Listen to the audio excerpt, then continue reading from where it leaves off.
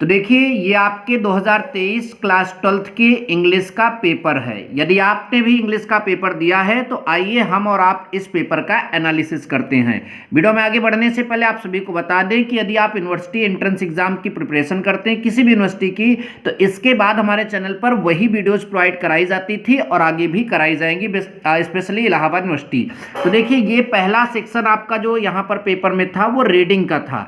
आप सभी को पता है कि रीडिंग में कुछ भी नहीं करना होता। ये जो आपको यहाँ पर एक पैसेज दिया जाता है जिसको अनसीन पैसेज बोलते हैं, इस पैसेज को केयरफुली पढ़ना होता है और केयरफुली पढ़ने के बाद जो है आपको इसी पैसेज से आंसर जो है निकाल कर लिखना पड़ता है। हालांकि कुछ बच्चे इंग्लिश में बहुत कमजोर होते हैं तो उनके लिए जो है आप सभी को बताया भी गया होगा कि मिलते जुलते मतलब कि जो वर्ड हैं उनको ले जाकर आप उसमें देखिए और वहां से आंसर इसका खोजकर निकाल लीजिए। तो पैसेज हालांकि आपने किया होगा तो ये आपने यहीं से देखकर किया होगा। ठीक, हम बात करेंगे ऑप्शनल प्रश्नों की जिसका जवाब आपको इस वीडियो के माध्यम से चाहिए और उसका पूरा सही और सटीक जानकारी मैं आपको इस वीडियो में देने वाला हूं। लेकिन अगर आप जो है 2024 की एग्जाम की तैयारी कर रहे हैं तो आपको इस पेपर को पूरा अच्छे से जरूर देखना चाहिए। देखिए अब यहाँ पर हमारे पास राइटिंग सेक्शन भी आता है जिसमें यहाँ पर आपको आर्टिकल लिखना पड़ता है 100 से 150 वर्ड में।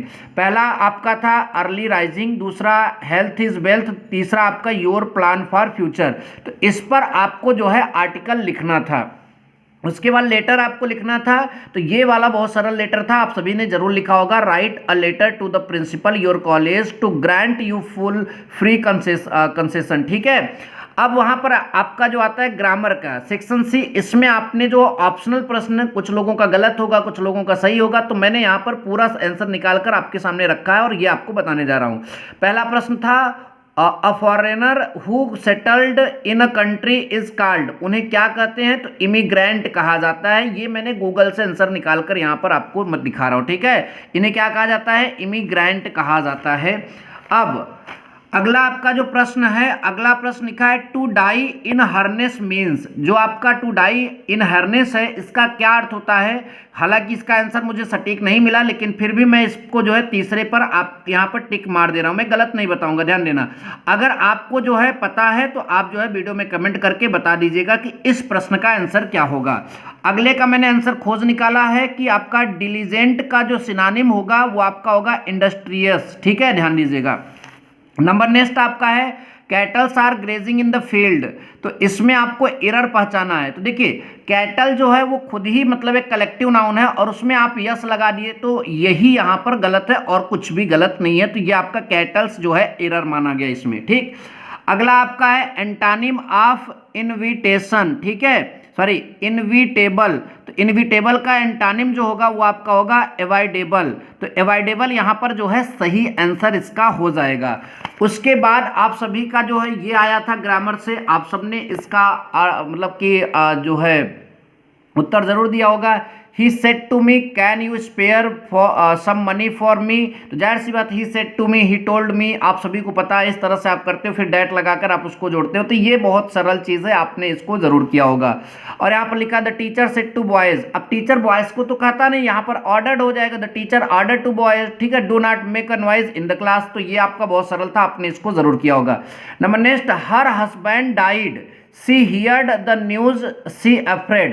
तो इसको आपको सिंपल सेंटेंस में कन्वर्ट करना था। तो ये सारी चीजें जो है ग्रामर से है, आपने किया जरूर होगा। ठीक है, तो ये आपका हो गया। और आगे देख लेते हैं जल्दी से। देखिए ट्रांसलेशन बहुत सरल आया था कि भारत एक कृषि प्रधान देश है। तो आप क्या लिखोगे? India is a agricultural country. यदि यहाँ पढ़े लिखे लोग खेती की ओर ध्यान दें, इफ एजुकेटेड पर्सन, तो देखिए इफ एजुकेटेड पर्सन जो है अटेंशन, उनका जो अटेंशन है ध्यान है वो खेती की ओर जाए। ठीक है, तो अगर वो मतलब खेती बाड़ी की ओर करें तो हम लोगों की जो है गरीबी दूर हो सकती है, मतलब कि रिमूव आवर पुअर, मतलब ठीक है पुअरनेस। तो इस तरह से आप इसका अगर जिनको नहीं आ रहा होगा वो बना बना कर लिखे होंगे, जिनको आ रहा होगा पूरा लिखे होंगे। ठीक, अभी आपका सेक्शन डी का है। तो सेक्शन डी का आपका ये पूरा यहाँ पर आया था जिसको क्वेश्चन आंसर लिखना था। ये क्वेश्चन आप देख लीजिए 2024 वाले। ठीक है, और ये आपका पूरा है।